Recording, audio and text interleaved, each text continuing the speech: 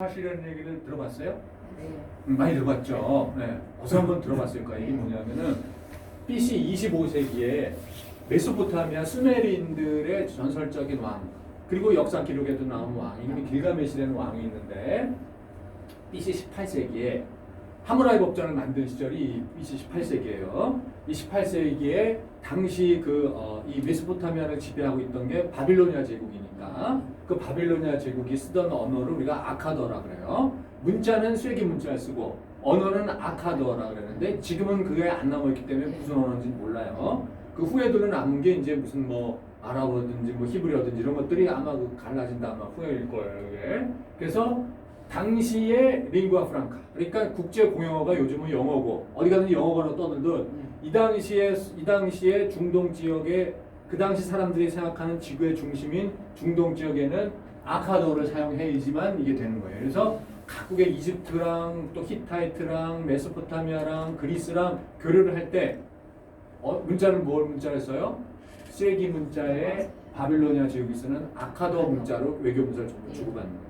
그러니까 히타이트 왕실 문서고에 가도 또 이 이집트 왕실 문서고에 가도 외교 문서는 다 뭐 써요?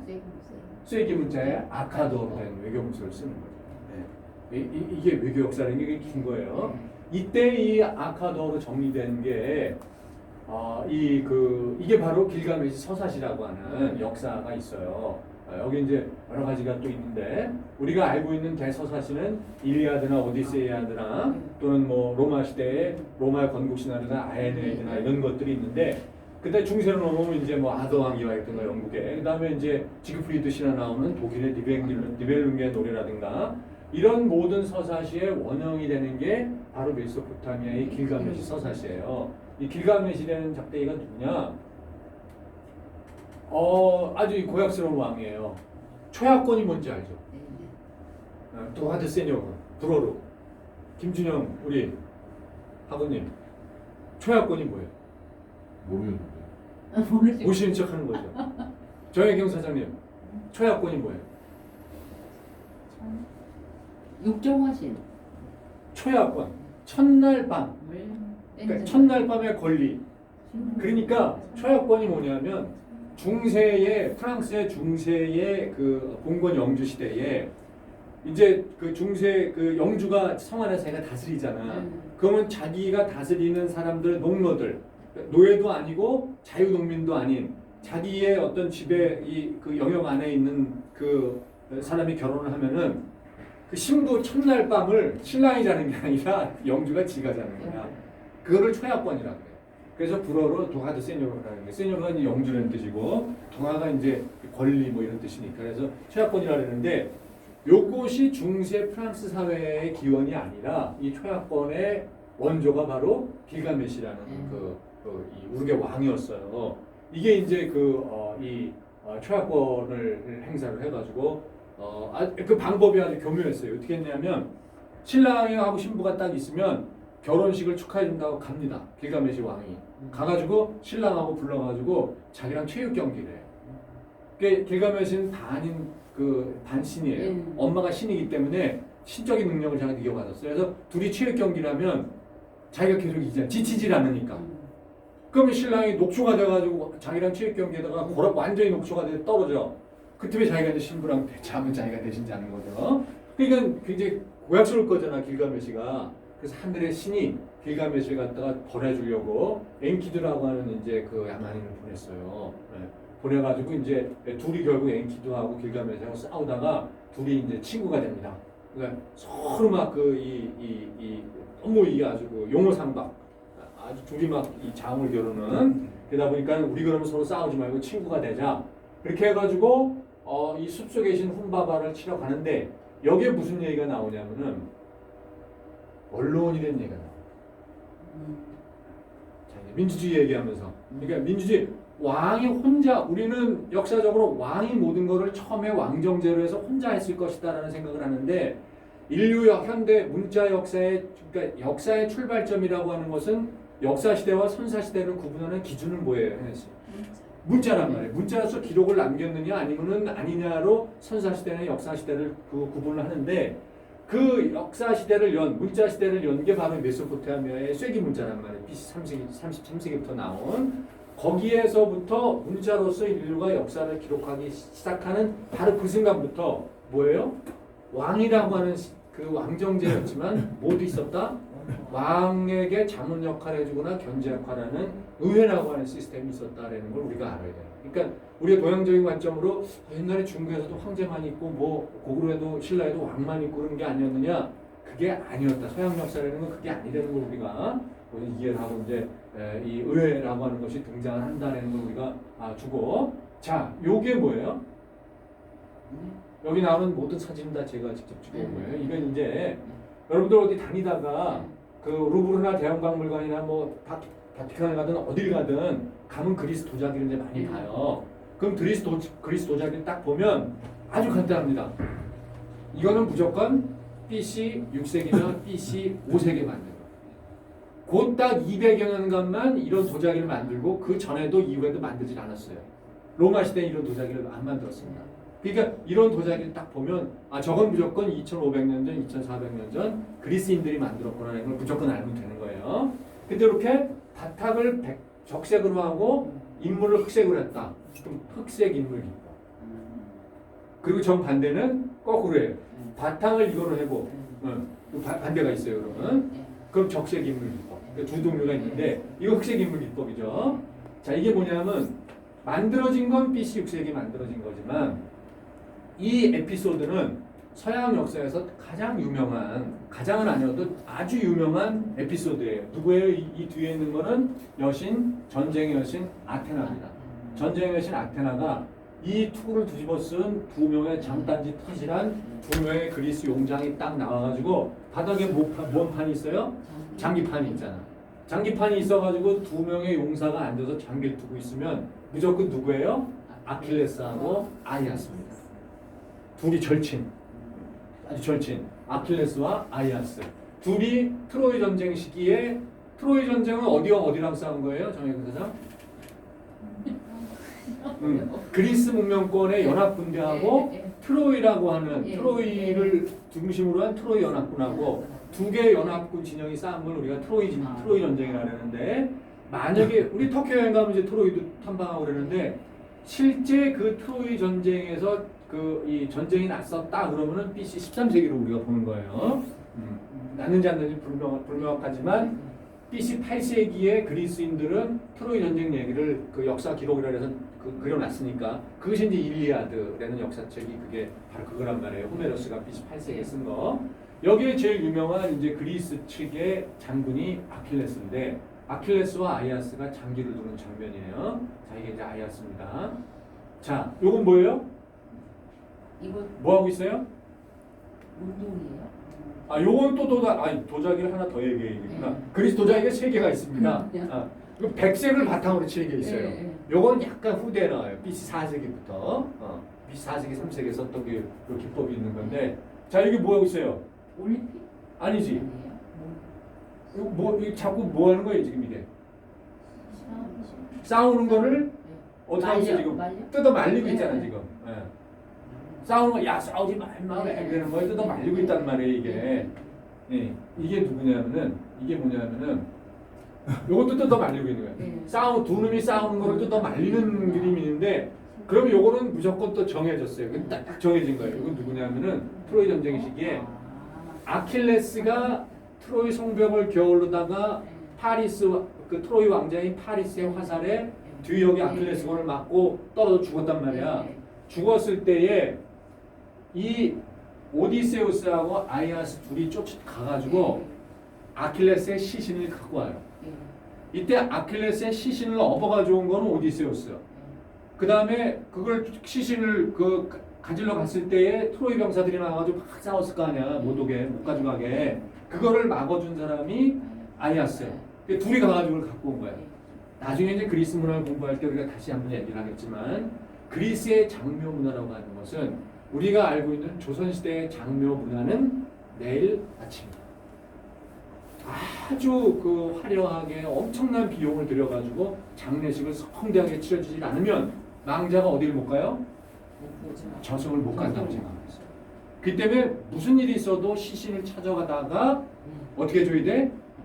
깨끗하게 닦아서 염을 잘 해가지고 이 시기만 해도 이 화장을 했기 때문에 화장을 잘 해주는데 화장도 그냥 대충 태우는 게 아니라 장작덤을 높이 쌓아가지고 그게 다 돈이니까 거기다가 잘 태워줘야 영생을 얻는다 그렇게 생각을 했어요. 그러니까 뭐예요? 죽은 아킬레스의 시신을 찾아와야 될 거 아니야. 그 둘이 찾아온 거야. 찾아와가지고 딱 놨어. 그래놓고 나서 이제 아킬레스가 쓰던 방패며 창이며 칼이 있을 거 아니야. 이 투구며 뭐 이런 것들. 이 무구를 누가 가질 것이냐를 놓고 둘이 싸우는 거야. 내가 업어가지고 왔으니까 내 거다. 아니다 임마. 내가 그때 트로이 병사들 안 먹어서 네가 어떻게 업어갖고 와요. 둘이 서로 싸우는 거를 막고 있는 거예요. 자, 이건 이제 이 얘기가 왜 나왔느냐. 자, 아킬레스 무구를 차지하기 위해서 아이에스와 오디세오가 다투고 있을 때 트로이 전쟁에서 아테나 여신은 일방적으로 그리스와 나폴을 응원을 하고 도와줘요. 이때 아테나 여신이 병사들 투표로 결정하라고 지시합니다. 이제 뭔 얘기를 하는지 이제 아시겠죠?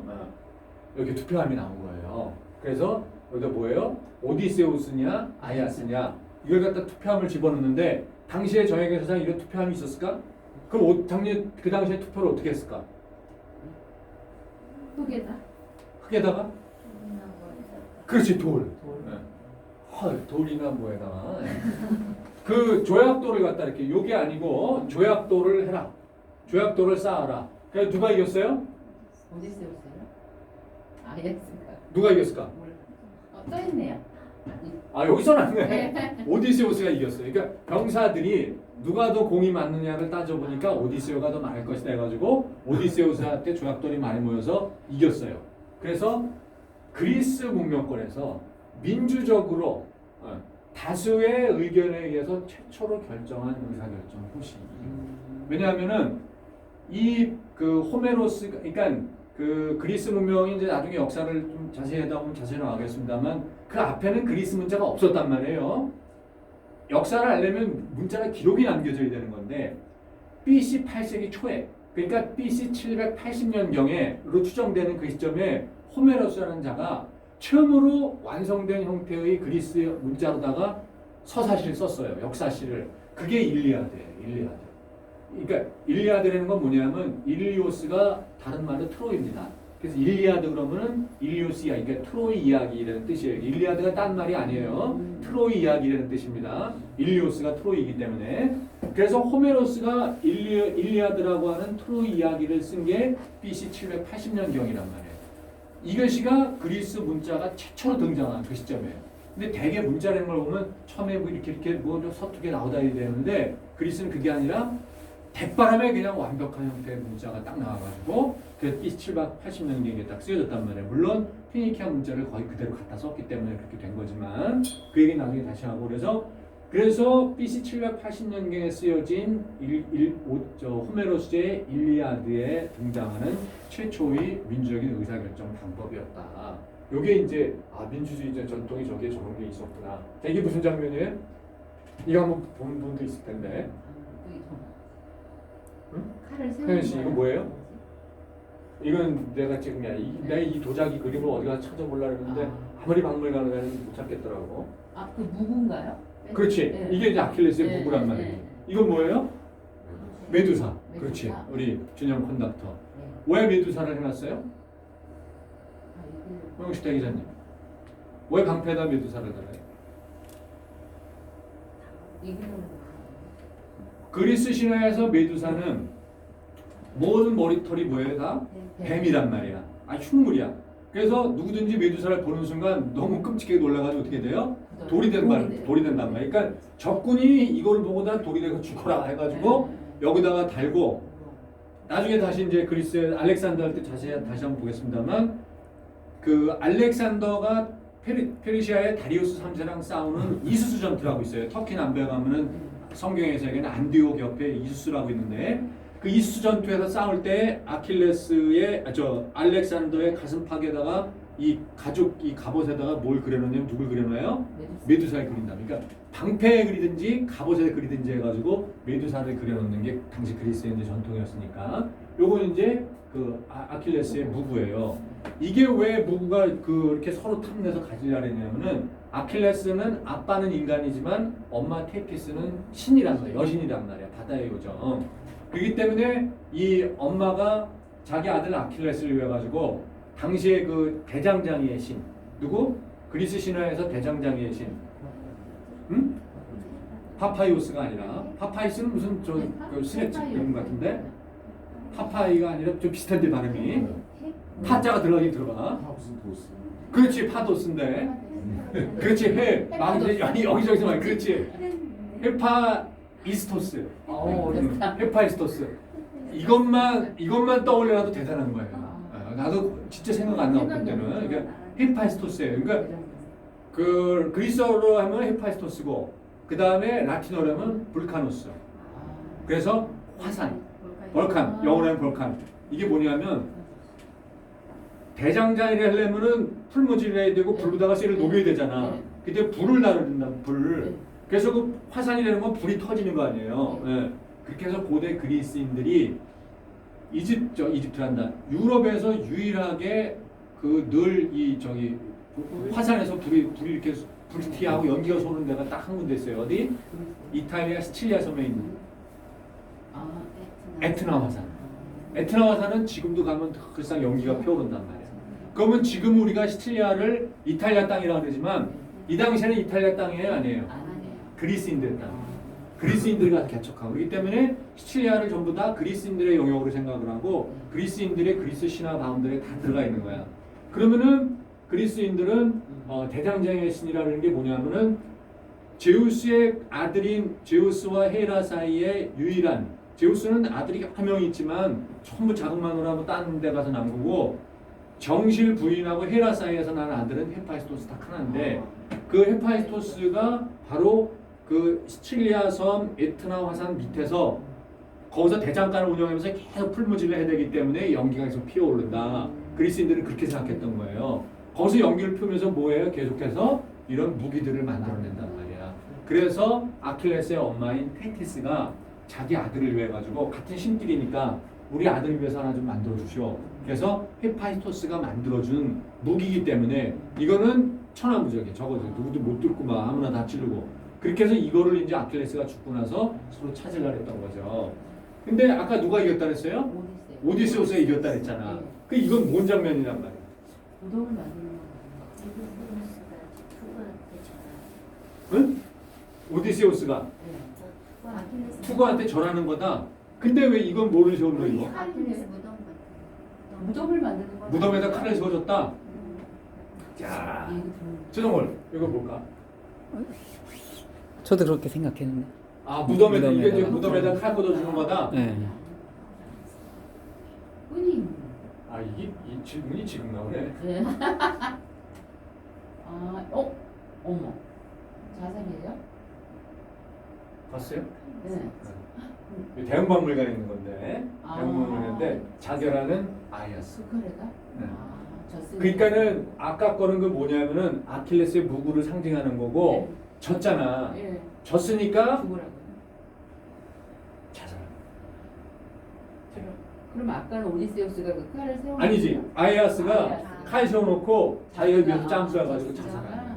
이렇게 끔찍한 끔찍한. 이게 아예 자결하는 아이아스. 아까 그게 오디세이가 아이아스예요. 아니라 아이아스가 아이아스. 되는 아이아스가 되는 거지. 네. 아이아스가 자기 자살하려고 네. 칼을 세우고 있는 거지. 자기 칼을. 아주 중요한 겁니다. 아. 이게 민주적인 시민 그 병사들의 내가 선택을 받지 못했으니까 나는 깨끗하게 승복. 아주 무서운 거예요. 무서워. 민주주의가 무엇인지 명예를 지키기 위해서 자결하는 아이였어. 그러니까 아킬레스의 무구를 갖겠다고 오디세우는 자기랑 싸웠는데 병사들의 자기는 부름을 받지 못, 병사들의 심을 받지 못했잖아. 그럼 이 삶은 뭐해? 이렇게 무서운 거예요. 자, 이게 민주주의의 엄중함을 보여주는 거예요. 야, 이거 굉장히 요거 안 가렸네요. 그리고 이게 굉장히 유명한 에피소드이기 때문에 요런 유머를 내가 적어서 또 하나 찍었어요. 요것도 그래서 직접 이렇게 칼 찌르는 것도 나오고 이건 전부 아이아스가 있는 거예요. 칼로다가 자기가 들이맞는 거고 이렇게 돼 있어요. 그래서 미국에서는 대선 후보에 한 번 패면 또 나와요, 안 나와요? 나와. 웬만하면 안 나옵니다. 특이한 케이스가 아니면 힐러리도 안 나오잖아. 유럽도 한 번 패하면 대부분은 안 나옵니다. 우리나라는 나와. 될 때까지. 숟가락들 힘 있을 때까지. 네. 그럼 뭐 이게 왜 그러냐면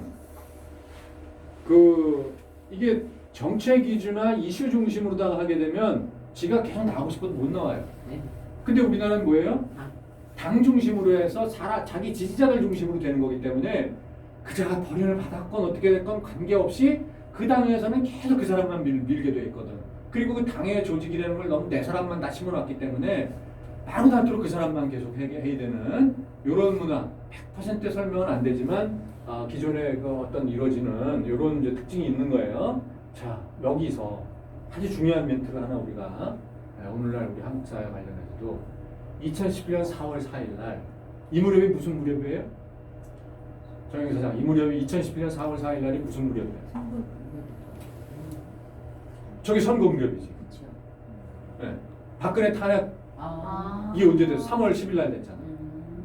2016년 10월 달 11월 달에 촛불 나고 2016년 12월 9일 날 국회에서 탄핵을 하고 그래가지고 석 달 동안 헌법재판에서 주물르다가 3월 10일 날 탄핵 결정 용인을 해서 탄핵이 되고 그 다음에 바로 대통령 선거로 들어갔잖아.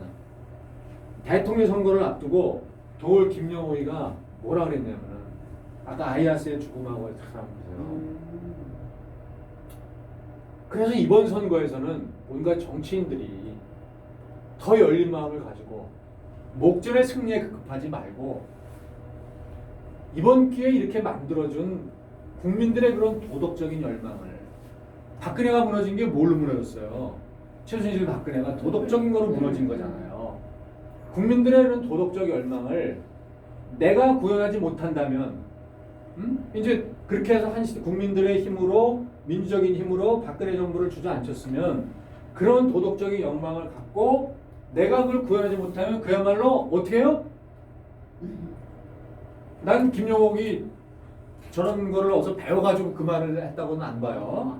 자 보세요. 내가 구현하지 못한다면 정말로 할복 자살한다는 그런 입장이 있는 사람들이 이번에 나와야 된다. 난 이럴 때 좀 무서워요. 어떤 때 보면. 역사적으로 최초의 민주주의라는 것이 태생을 할 때 어떤 그 누구의 부름을 받기 위해서 민주적인 부름을 받기 위해서 나간다고 하는 것이 심심풀이 땅콩으로 나가는 게 아니라 내 명운을 걸고 나가는 거거든. 단순히 명예만이 아니라 진짜 이걸 그거를 내가 이거를 구현하지 못하면 할복 자살이라고 한다는 그런 입장으로 나가는 자들이 정치를 해야지 제대로 하는데 그렇지 않은 자들이 하면 되고 나서 무슨 일이 벌어지는지 알잖아요. 이런 거 보세요. 2500년을 떠나서 그 아이아스의 자살이나 도올 김영옥의 이런 지적이나 이런 마음이 없는 사람들이 정치가 됐을 때 이 울산시장 선거가 어디서 나와요? 그러니까 뭐예요? 이건 도옥이 멘트 그대로예요. 그러니까 그러한 자세한 순결성과 진실성을 보이면 우리나라는 굉장히 기억적인 전개를 맞이할 것이고 이번 선거를 통해서 그렇게 해서 2011년도 우리가 대선을 했어요. 그렇게 해서 도올 김경호가 얘기한 그런 순결성과 진실성을 보였나요? 그걸 각자 판단하세요. 그래서 요즘 무슨 비합적인 전개를 어떤 비합적인 전개가 한 번도 가보지 않은 나라라고 하는 문재인 대통령의 공약이 정말 가보지 않은 어떤 나라인지 망치는 길로 가보지 않은 건지 아니면 더 좋은 길로 가보지 않은 길인지는 각자 판단하시면 되고 바로 이렇게 역사적으로나 아니면은 이 학자들이나 이런 이들이 민주주의에 대해서 우리가 이런 걸 하는데 참 이게 선거의 본질이라고 보는 거죠. 울산시장 선거 뭐 이런 것들 먼저 들어오면 안 되지. 이런 것들 우리가 그래서 이제 그 1년 뒤에 울산시장 선거가 요즘 막 시끄럽죠.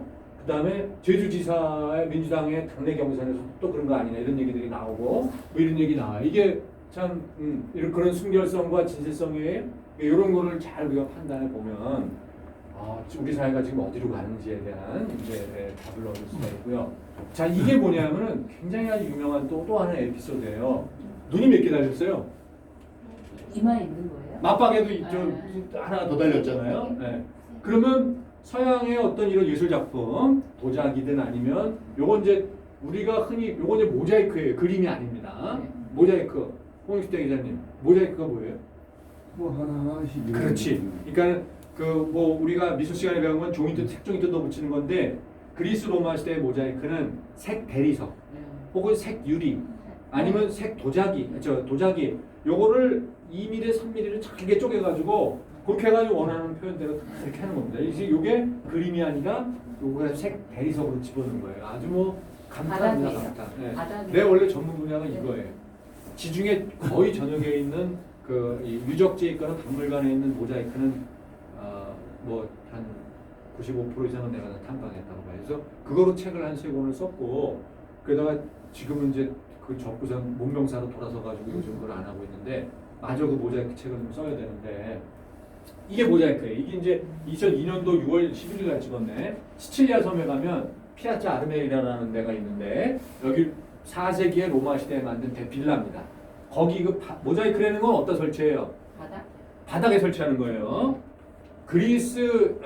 그리스도교 시대, 기독교 시대에는 그러니까 이 모자이크를 왜 하냐면은 이게 다 오늘날 현대 문명이 다 이 영향이에요. 네. 이게 뭐예요 지금 바닥? 우리 김준영 컨덕터님 바닥이 뭡니까 여기? 카페트잖아요. 네. 카페트인데 뭘 했어요? 무늬가 있잖아. 모자이크가 이런 것만 있는 게 아니고 오프스 섹틸레라 해가지고 이렇게 네모 따라 이렇게 크게 잘라가지고 이렇게 한 것도 있어요. 이게 다 그리스의 기법이에요. 그렇게 해서 이런 식으로다가 바닥에 무늬를 내서 질척거리지 말라고 돌을 까는 실내 건축 방법이 그리스에 시작된 모자이크 기법이에요. 이게 그래 이왕 그렇게 실내 건축적으로 건축적인 용도를 하려면 미적인 감각도 같이 넣자해가지고 그림으로 같이 넣은 거고 타일을 하더라도 여러 가지 벼다를 줘가지고 큰 거 같이 깔고 요런 게 지금까지 그대로 남아가지고 이런 식의 무늬를 다 바닥에 까는 이거로 깔든 대리석으로 깔든 이게 나오는 거죠. 그리고 이 오프스 섹틸레의 굉장히 세련된 형태로서 나오는 게 모자이크로 까는 건데 이게 이제 기독교 시대로 바뀌었어요. 3세기, 2세기, 3세기 되면 로마가 기독교 시대로 바뀌잖아. 그러면 바닥에다가 누굴 깔아야 돼? 원래 모자이크의 소재는 뭐예요? 그리스 신화. 그 다음에 당시의 역사적인 거, 그 다음에 생활 뭐 이런 걸 다 집어넣는데 그러면 신화를 집어넣으니까 기독교 시대는 누구를 집어넣어야 돼요? 예수님을 바닥에 깔아야 되잖아. 그래서 처음에는 예수님을 바닥에 깔았어요? 안 깔았어요?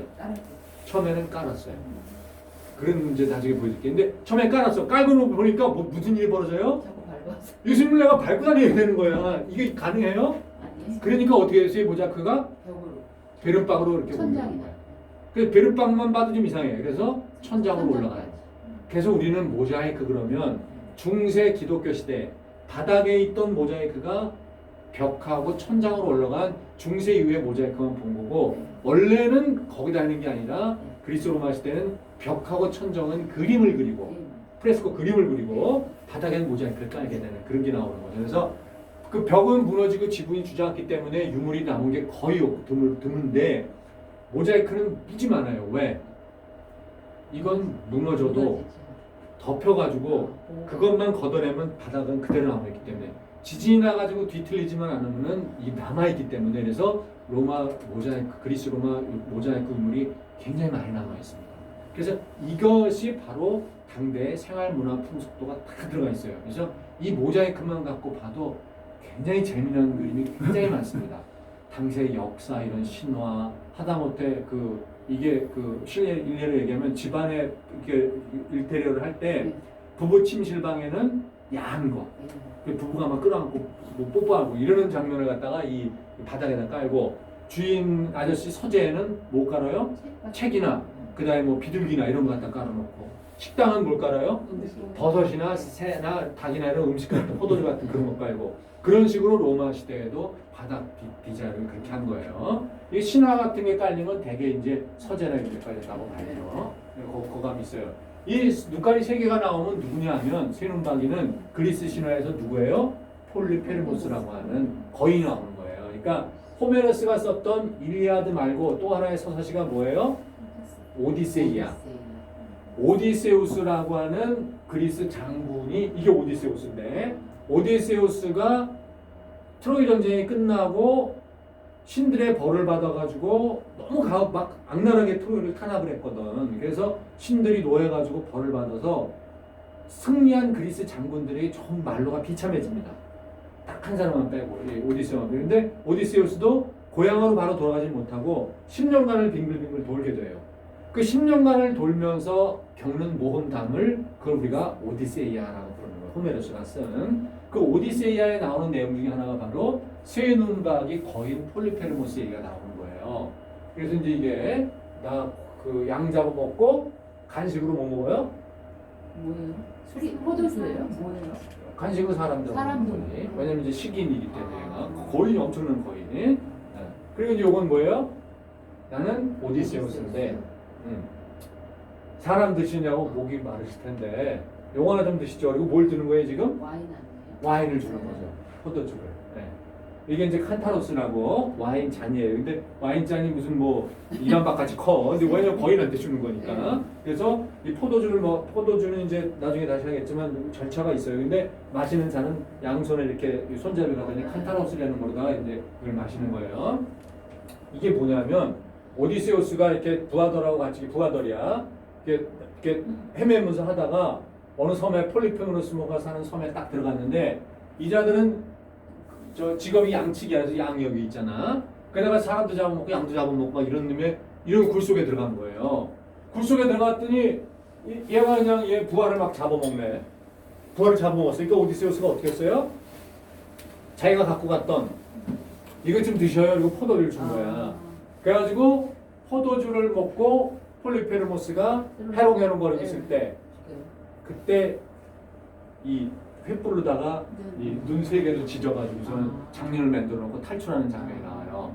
그러니까 이내이 막 그냥 눈이 시라라가지고 막 나와가지고 자기 친구들 부르고 막 얘를 잡으려고 한단 말이에요. 소동이 벌어지는데 그때 오디세우스가 얘네 폴리페르모스의 그 지역에서 탈출하면서 뭐라 그러냐면은 얘 이놈들아 이 야만인 폴리페르모스야 요 대목이 중요해요. 그러면서 뭐라 그러냐면 이 의회도 없는 놈들아. BC 8세기에 호메로스가 이 오디세이아를 쓸 때 이 의회도 없는 놈들아 라고 얘기를 해요. 그러니까 그리스 사회에서는 뭐예요? 이미 BC 8세기에 의회라고 하는 시스템이 있었던 거죠. 네. 이렇게 해서 우리가 서양 사회에서 아까 그 메소포타미아에서 수메르 사회에서 이미 BC 25세기에 원로원이라고 하는 시스템이 있는 거고 그 다음에 고대 그리스에서 BC 8세기에 호메로스가 일리아드나 오디세이아를 쓸 때 의회라고 하는 시스템이 있으면서 그 의회가 없는 사회는 무슨 사회? 야만적인 사회로다가 무시하는. 그래서 이런 민주주의 전통이 이런 것들이 있었다라고 하는 이런 것도 우리가 이제 민주의 역사로서 이게 아테네라고 하는 민주정치를 꼽히기 전에 서양에서는 이런 어떤 이 정치 시스템이 있는 거구나. 이걸 보는 거예요. 우리가 흔히 이 네 가지의 정치 시스템으로 그리스 정치 세대가 발달한 걸 봅니다. 치면 이제 왕정으로 나가서 그다음에 이제 왕 혼자 말아먹으니까 뭐 네가 뭔데 막 혼자 말아먹어. 우리도 같이 해가지고 이제 대귀족들이 같이 권력을 분점하는 어떤 그런 걸 과드 정치라 그러죠. 과라는 건 이제 적대는 거니까 해서 몇 명이 우두머리에서 몰아먹는 올리가키를 갖다가 참주 정치라는 건 뭐예요? 독재 정치의 왕정은 왕정인데 이 참주 정치, 그리스 정치권에서의 정치 세계는 참주 정치는 뭐냐면은 히틀러하고 똑같이 보면 되는 거예요. 히틀러가 쿠데타로 집권했나요? 아니란 말이에요. 뭘로 했어요? 정상적인 민주 절차의 투표로서 집권한 거예요. 집권하고 나서 독재적으로 바꾸게 되는 거. 이런 걸 우리가 참주 정치라고 해요. 그러니까 집권 자체의 정당성은 국민 투표로 집권하는 거. 이걸 우리가 그리스에서 참주 정치라고 합니다. 민주주의로 가는데 요 절차를 밟아서 가기도 하고 아니면은 이런 거 없이 그냥 여기다 뭐 이렇게 됐다 이게 되기도 하고 뭐 여러 가지. 왜냐하면 그리스라고 하는 것은 단일 그리스라고 하는 나라가 있었던 적은 그 1820년 정확히 기억이 안 나는데 1821년인가에 그리스가 독립을 선언하면서 오스만 투르크 제국의 독립을 선언하면서 처음으로 단일 그리스라는 국가를 만든 거고 그 이전에는 그리스라는 나라가 있었다 없었다? 없었습니다. 이거 우리가 정확히 알아야 돼요. 그래서 그리스라는 거는 아까 클래식 시기도 그렇고 헬레니즘 시기도 그렇고 특히 헬레니즘 시기 이전에는 280여 개의 폴리스 체제로다가 쪼개져 있었던 게 그리스예요. 단일 국가라는 건 없는 거예요. 그 다음에 알렉산더가 이걸 다 정복했던 헬레니즘 시대에도 단일 국가라는 건 없었어요. 알렉산더가 죽기 전에는 나한테 그리스의 전통이라고 하는 것이 알렉산더가 속한 마케도니아도 그리스 민족 중에 한 국가고, 그러면 나한테 굴복을 했다 이런 의미에서 각 도시국가는 도시국가대로 내버려 뒀습니다. 그냥 통일 국가를 만들지 않았었어요. 네. 그래서 단일 국가라는 건 없었습니다. 그러다가 이 그리스가 로마로 그냥 합병이 되면서 그리스라는 문명권 자체가 없어지고, 그거를 동로마 제국으로 있던 거를 우리 당나라 옆에 있던 고구려와 동맹하던 돌골족들이 당나라랑 싸우다 지쳐가지고선 8세기 이후로 서쪽으로 가가지고 오늘날 터키 땅에 들어가면서 거기 있던 동로마 제국을 몰아내고 터키라는 나라를 세우면서 그리스 지역까지 다 지배한 거잖아. 그러다가 1820년대에 터키로부터 그리스가 독립을 하면서, 그러면서 1820년대에 처음으로 그리스라고 하는 단일 국가를 만든 거예요.